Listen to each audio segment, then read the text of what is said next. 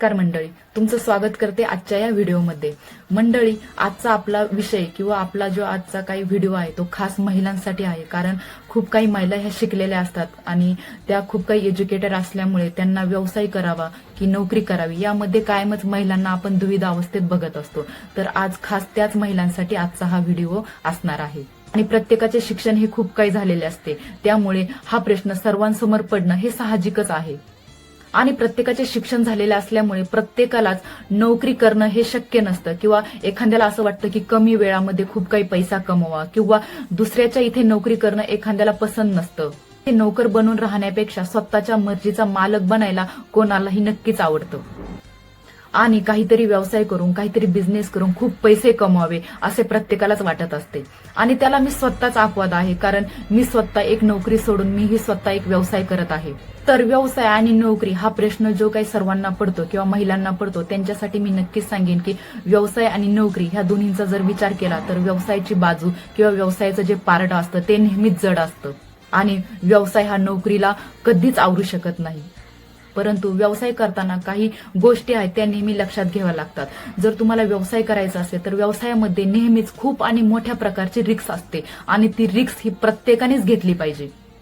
प्रत्येकाचे निर्णय हे स्ट्रॉंग पाहिजेत आणि व्यवसायामध्ये आपले निर्णय किंवा दुविधा अवस्थेमध्ये आपले निर्णय हे कधीच नको. आपण एक निर्णय घ्यायला पाहिजे आणि त्या निर्णयावरती ठाम राहिलं पाहिजे.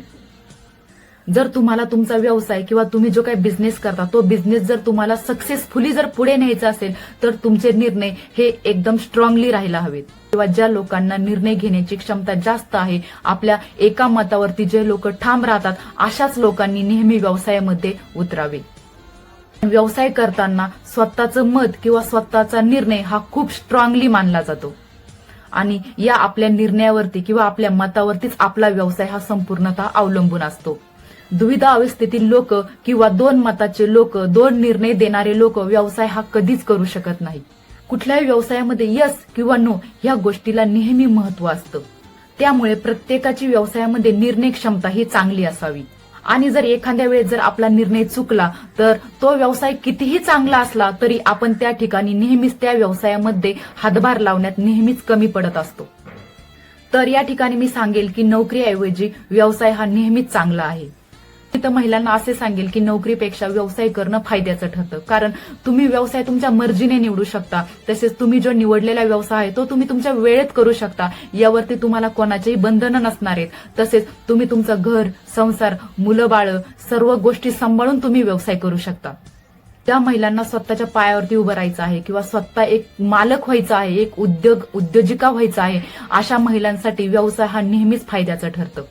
कारण नोकरी जर करायचं म्हटलं तर हये त्या वेळेत आपल्याला त्या कंपनीत जावं लागतं किंवा हये त्या वेळेमध्ये त्यांची कामं पूर्ण करावी लागतात आणि अशाने काय होतं की आपल्या घराकडे दुर्लक्ष होतं, आपल्या मुलाबाळांकडे देखील आपलं दुर्लक्ष होतं आणि या सर्वांमधून आपली खूप चिडचिड होते. तसेच नोकरी आणि घर हे दोन्ही बाजून सांभाळणं खूप अवघड जातं. बघतो की आपल्या गरजा ह्या खूप वाढत चाललेल्या आहेत आणि त्या गरजा घरातील एकटा माणूस कमवून त्या गरजा पूर्ण करू शकत नाही. त्यामुळे महिलांनी पुढे येणं अर्थातच खूप गरजेचं झालेलं आहे. ज्यावेळी तुम्ही हा व्यवसाय करता त्यावेळी तुमच्यामध्ये सहनशीलता ही खूप महत्वाची असते, कारण त्या ठिकाणी फायदे आणि तोटे व्यवसायाला म्हणजे ह्या दोन गोष्टी नक्कीच येतात. एखादा मराठी माणूस जर बिझनेसमध्ये उतरला तर त्यामध्ये सहनशीलता ही कमी असते आणि त्याला त्या बिझनेसमधून किंवा त्या व्यवसायातून आपल्याला त्वरित फायदा पाहिजे असं त्या प्रत्येकाला वाटत असतं.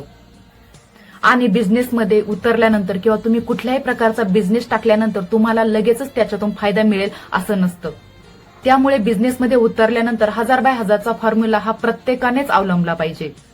कुठल्याही प्रकारचा व्यवसाय करा त्यामध्ये 1000 बाय 1000चा फॉर्म्युला म्हणजेच 3 ते 3.5 वर्ष हे नक्कीच लागतात आणि तुम्ही 3 ते 3.5 वर्ष ज्यावेळेस मेहनत करता त्याच वेळेस तुम्हाला त्या बिझनेसमधून तुमचा नफा किती, तुमचा तोटा किती हे तुम्हाला समजण्यास मदत होते. आणि 3 ते 3.5 वर्षानंतर तुम्ही जो काही बिझनेस करता त्यामधूनच तुम्हाला कळते की तुमचा फायदा किती झालेला आहे, तुमचा तोटा किती झालेला आहे, तुमचा बिझनेस हा किती प्रगती पथावरती गेलेला आहे किंवा तुम्ही जे काही EMI भरता ते तुम्ही किती प्रमाणात भरू शकता आणि ह्या सर्व गोष्टींमधूनच तुमच्या व्यवसायाची प्रगती ठरत असते.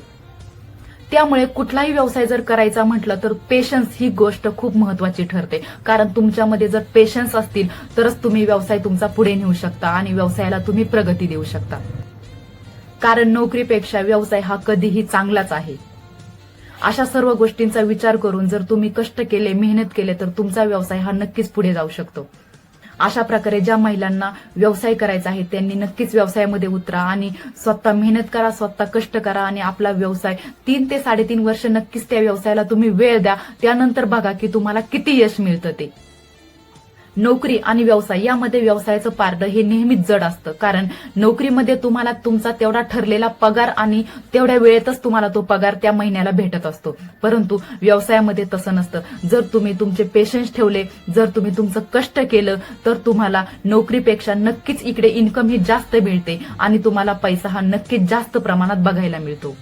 त्यामुळे ज्या महिला खूप काही एज्युकेटेड आहेत आणि ज्यांना व्यवसायाचं नॉलेज आहे किंवा ज्या महिलांमध्ये पेशन्स नावाची गोष्ट ही जास्त प्रमाणात असते किंवा निर्णय घेण्याची क्षमता जास्त आहे, अशा महिलांनी नक्कीच व्यवसायामध्ये उतरायला काहीच हरकत नाही. धन्यवाद.